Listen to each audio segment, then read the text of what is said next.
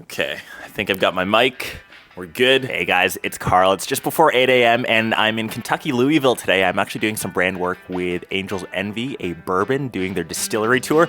So I thought it would be perfect to do a real world in the test of the brand new iPhone 15, which I brought with me. It's like the first time I've technically missed embargo in like 10 years for this device. So bear with me, there's just a lot going on. I'll be taking this through my paces, show you guys what I think. And the first thing, just waking up from the alarm. There are so many new different sounds with iOS 17, alarm sounds, haptics. I was almost slightly worried that I brought a different phone, but I'm just going to shower, eat some breakfast, and then head out and get the day started. So let's go.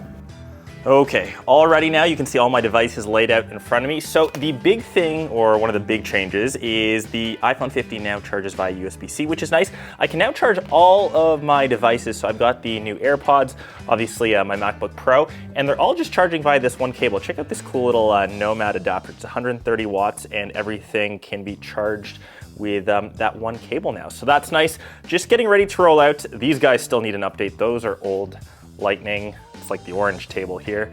But in terms of cases, what I'm gonna rock to keep it protected. So unfortunately, Apple is shifting to carbon neutrality. They're getting rid of their leather cases. Once again, this one from Nomad is probably your best bet. And yeah, check that out. It's nice and simple, and there's just nothing that feels as nice as just natural leather. And hopefully this patina is nice. And for my 14 Pro, which is back at home, I can't wait to put this case on it. It's the rugged case, obviously, in orange. Let's go drink some bourbon.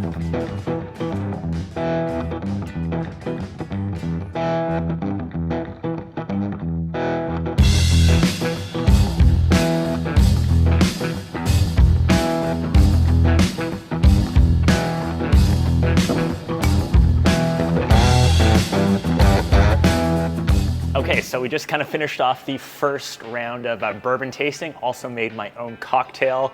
Can't say that I'm an expert at any of this, but it's kind of cool just to do a bit of the lifestyle stuff. But mainly some of the shots that I've been taking with my iPhone, all of the things that you just saw there were shot on this. So 48 megapixel camera, a bit of a misconception. On the 15, you can't access that full 48 megapixels. It's kind of been down to 24.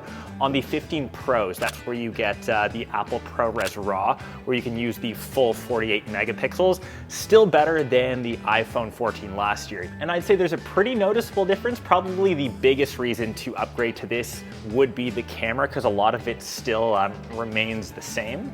The new portrait feature, where you can select what's in focus, that's more of an iOS upgrade. So that actually came to my 14, my 13, any phone that is rocking iOS 17 now has access to that new portrait feature. So that's not technically iPhone 15 exclusive. So just remember that, bit of a misconception. With though the 15 camera, you now get a 2x crop, so a bit of a portrait in both photo and video. And before on the 14, you just had the 1x, everything else was just digital. So now you technically have an optical zoom. It's kind of like a 2x bin crop to 12 megapixels to get that 2x extra zoom. So that's super nice.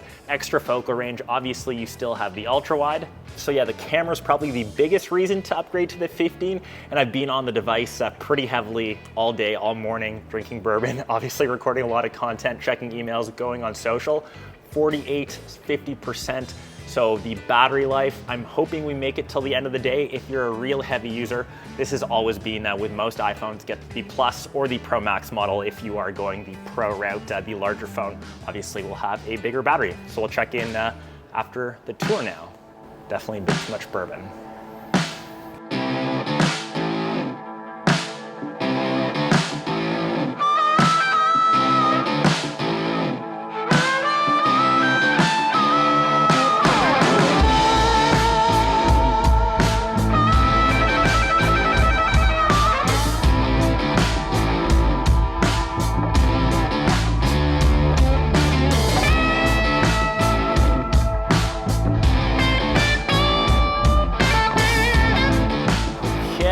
We're good. Okay, so finished off the Angel's Envy bourbon tour. It was really cool to see obviously the history, the distilling process, and how they get to the final product. Highly, highly recommended if you're in Louisville. It's one of the cooler things to do. So I kind of finished off at the end. I think this is the Ohio River, pretty cool. There's some cool little boats that are going around. But my overall thoughts on the iPhone 15, as the entire day was kind of filmed on this, I was using it the entire time. We are sitting at 529, I'll just get a screen recording, and at 9%.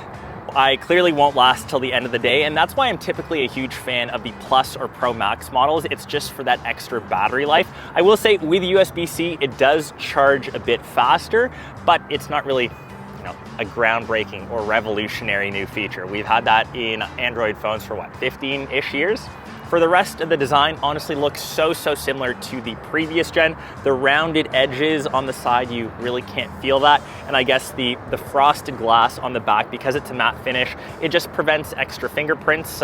Most people rock cases. Like I said, I was using the one from Nomad today, the one in leather. On the flip side, the screen at first glance, once again, very similar, still capped at 60 Hertz. If you want the Pro Motion or the 120 Hertz, you got to go for the Pro or the Pro Max. Dynamic Island, once again, coming from the Pro models, it isn't a feature that is a necessity for an iPhone. Nice to have, but you can live without it. I will say though, on the 15, the screen brightness, so this gets up to 2000 nits. I'm in direct sunlight right now as the sun is slowly setting. I can see the screen completely fine. Whether that is digging or eating up my battery life, that's something to be said.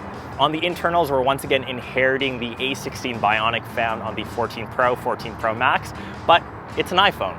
It's the latest flagship. Anything that you throw at the device for the past couple years, especially with the new iOS 17, everything is nice and slick. My multitasking between the camera a lot, social media, sending out emails. I did wish I had that little action button that is found on the 15 Pro, 15 Pro Max to launch the camera a bit quicker.